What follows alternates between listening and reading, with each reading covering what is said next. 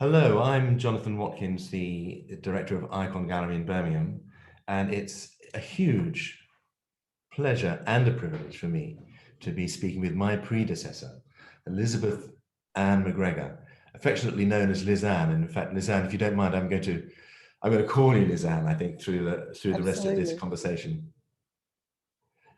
You'll be amused to know that I'm sitting in your office. Yes, I'm very amused to be seeing you there. I was just trying to reflect back. It seems like a very long time ago since I was last there.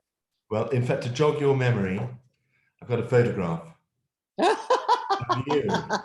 Resplendent in tartan, of course. Yes, sort of standing against the wall opposite me. So I Wow. mean, it's the next best thing to you being here. I know I'm very sorry not to be here. The world has just gone so crazy. I was so looking forward to coming to the opening, but here we are.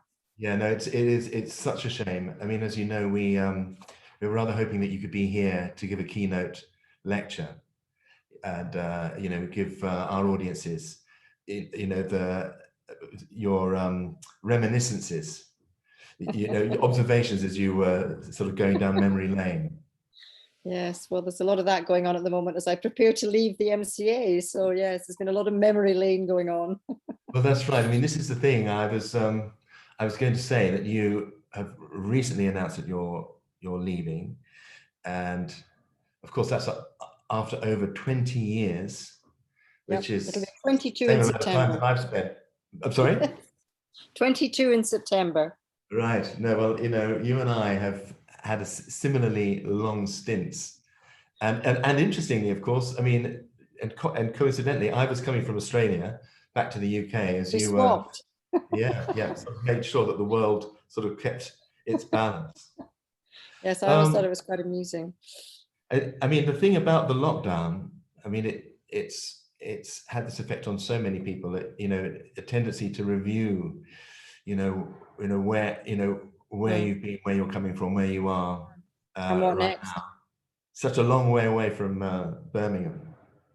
Yes, well, the lockdown unfortunately has just exacerbated feelings of being far away from family and friends, even though, of course, I've been here for over 20 years. But yes, I'm very much looking forward to hopefully getting on a plane on the 12th of October and flying back and spending a bit of time back in the UK. So who knows, maybe I'll drop in on Birmingham as well, although, of course, I'm going to miss the show. But you and I have another collaboration between the Australia and the UK. So maybe we can work something around that.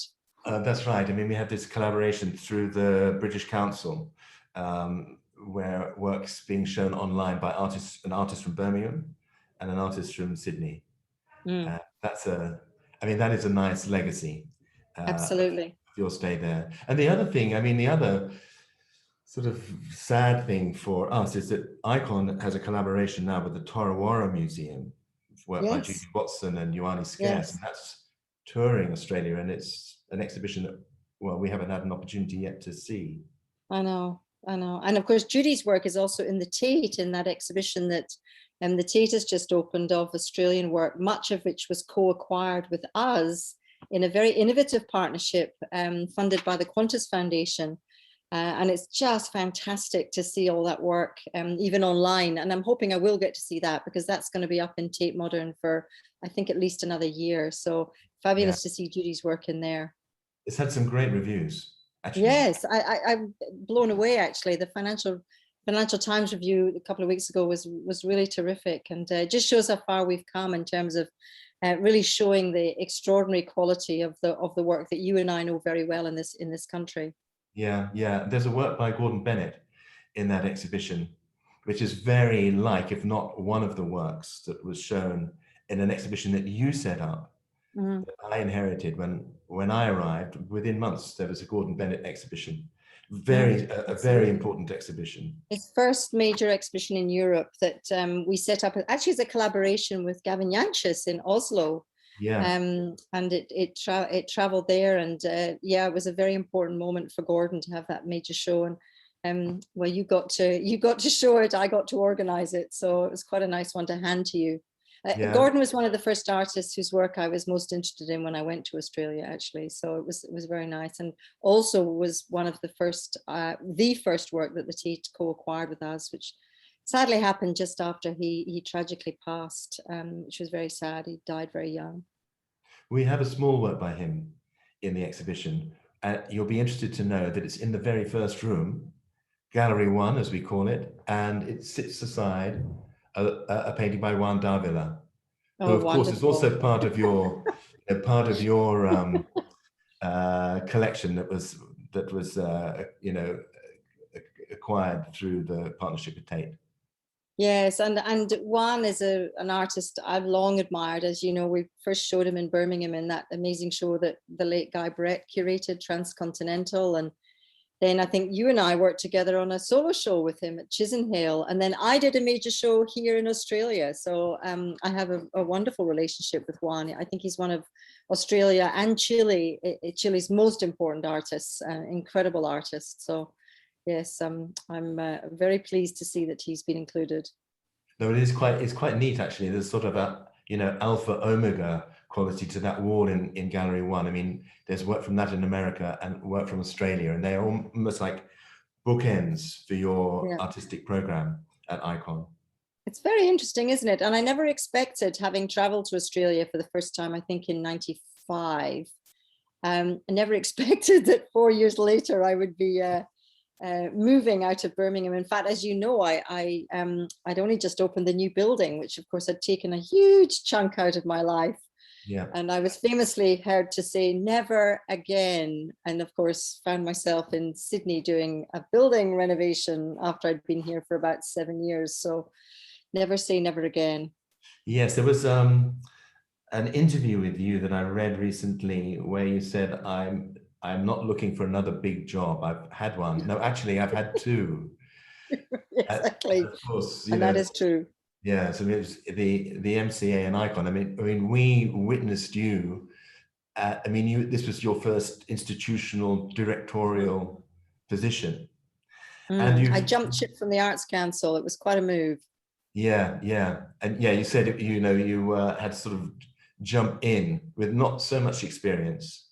No, right into the deep end. But it was a very exciting time. I mean, I was thinking about it the other day it was a traumatic time in some ways. And I was thinking about the parallels with today, because that was the decade in the 80s where African, Caribbean and Asian artists in the UK were really getting, very, very, there was a lot of agitation because of their exclusion from what was actually predominantly not only a white art world, but a very male art world.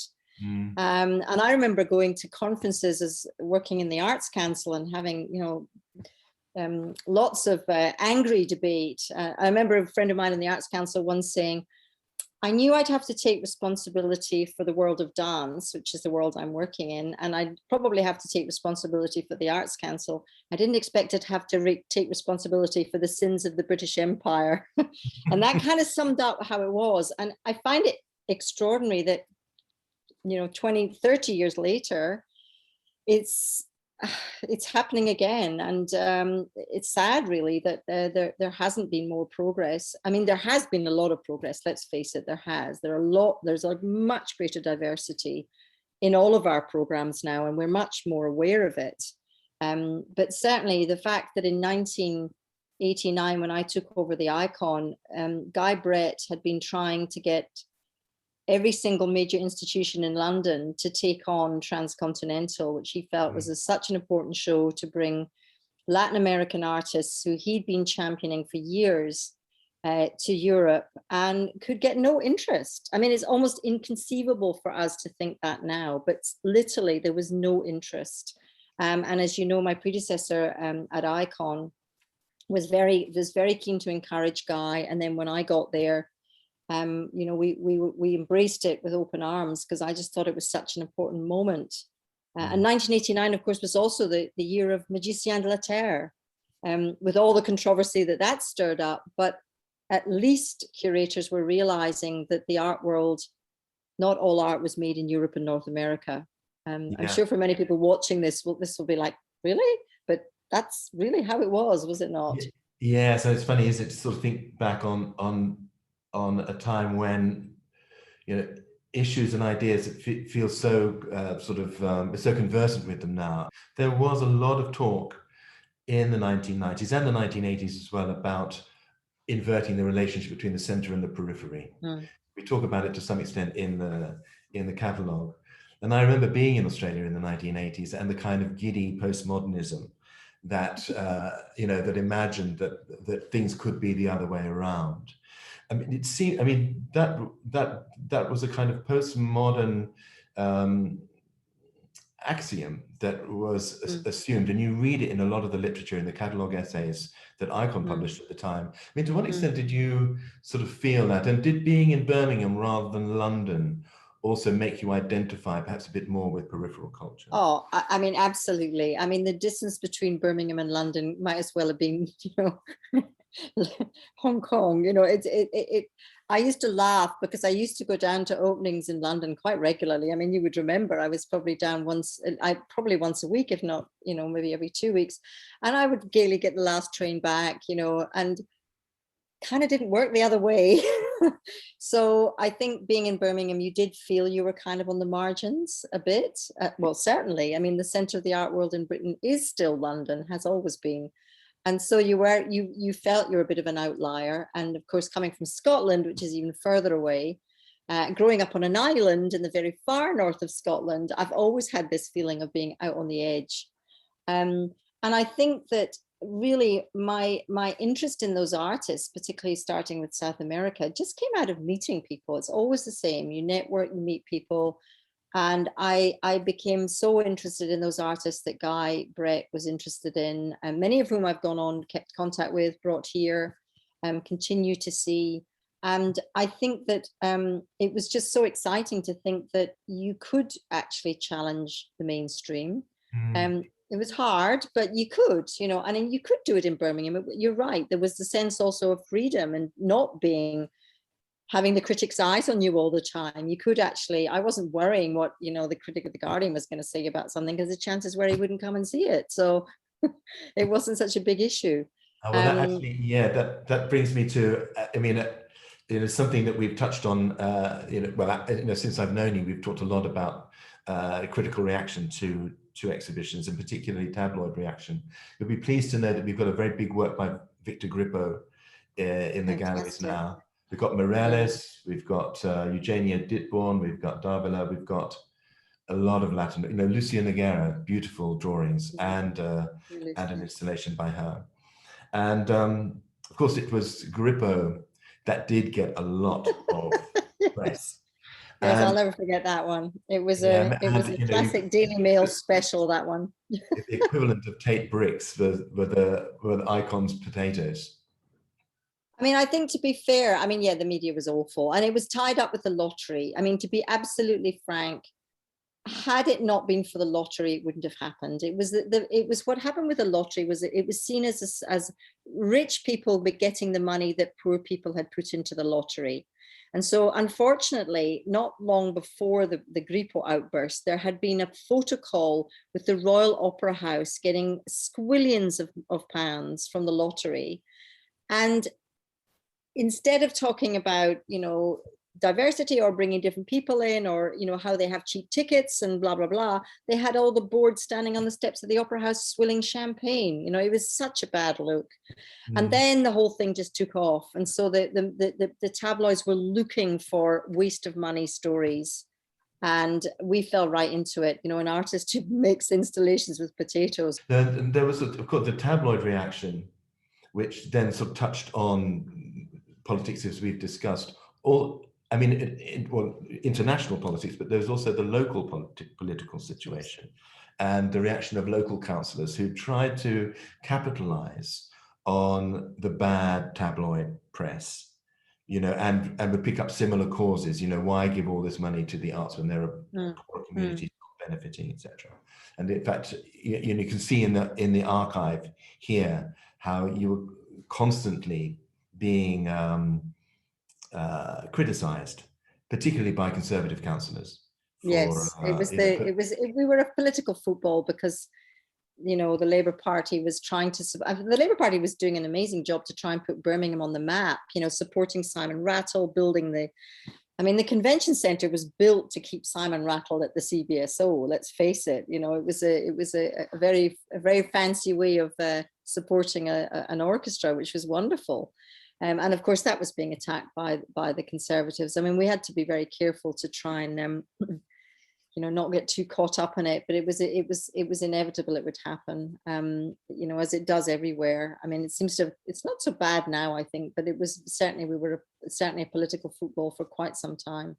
Yeah, and it's work that could either be contentious through its subject matter or also through its perceived laziness. If it was just a pile of potatoes, or if it was minimal in the case of the man in the street, whoever he might be. Yeah. Really over the top reactions to work that is just aesthetically easy as Avis Newman. A pleasure to look at, but yes, maybe not enough work in it. Well, they never looked at it. That was the problem. That was the major problem. We tried very hard. I used to try and get anyone who criticized, who hadn't seen the work, I would very politely ring them or write to them and ask them to come down and look at the work with me. And sometimes they did, give them their dues. Sometimes they did. And we had to counter all that, as you know, Ikon touring, taking exhibitions into community centres, and of course the amazing education programs that you've been, developing as well. That was all the work that we did in those days. And, in a way, it was no bad thing. We had to justify what we were doing. I remember in the 80s, there was a kind of a art speaks for itself, it's only for a certain group of people, all that kind of mantra. If you want public money, then you really need to be prepared to stand up and defend it and talk to the politicians and engage them around what you're doing. So it was a very good learning curve for me, and it stood me in very good stead when I had to deal with the politics of Sydney, which was like Birmingham on steroids, let me tell you. So I think that idea that you really need to engage with them, even when they're kicking you, you should always try and engage with them. And I think the mistake the Tate made all those years ago, and I think they would admit that now, was they never explained why they bought the Tate bricks. They let that stuff go out there and then they just let it hang. Whereas I was always, even though it never got printed, there were always letters going, or me on the phone, or bumping into them, making sure I saw them somewhere and trying to, talk them around. And most of the time they were just doing it for political reasons. They didn't really hate us. It was a kind of a game and you just had to play it, really. Yeah.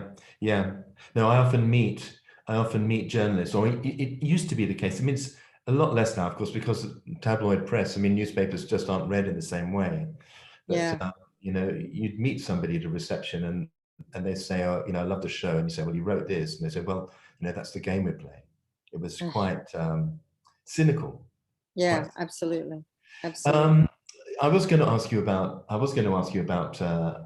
your springboard into the Australian art world. I remember, which was Ikon, of course. I remember being asked when I was in Australia about this woman, Elizabeth Macgregor, and what did I think? Crazy Scott, who's coming to run a bankrupt museum, arriving on the shores of Sydney, and I said, well, she will give as good as she gets. I remember being quite emphatic about that. Well, it's a baptism by fire. Yeah, how?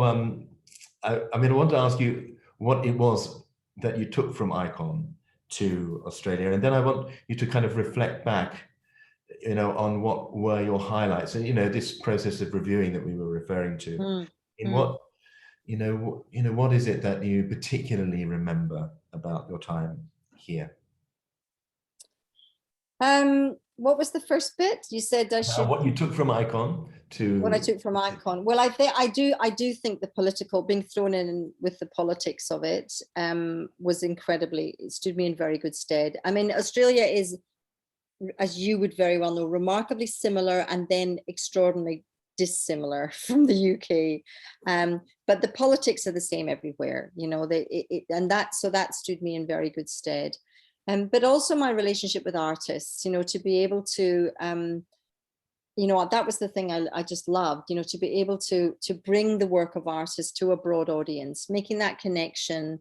I was never interested in just talking to the art world. It's probably why I was working in Birmingham and not London. I really was interested in how do you broaden that audience, How do you bring artists in who will engage with that audience? You know, those fabulous artists. I'm so proud when I go now into the Tate Britain and I see Donald Rodney and Keith Piper and Zarina Bimji. I did Zarina's first solo show. I mean, those, to see those artists now, and you know, that's what I took away, was having a sense of satisfaction and wanting to see how I could do something similar, different country, different context, but really the same commitment to increasing that audience for all this incredible contemporary work, and get rid of that elitism tag. I hated it. I hated it all the way through Birmingham, and I went to Sydney determined to get rid of the elitist tag that the poor old museum had attached to it. You know, great headlines, great gallery that nobody goes to, great gallery, shame about the art, that kind of mantra.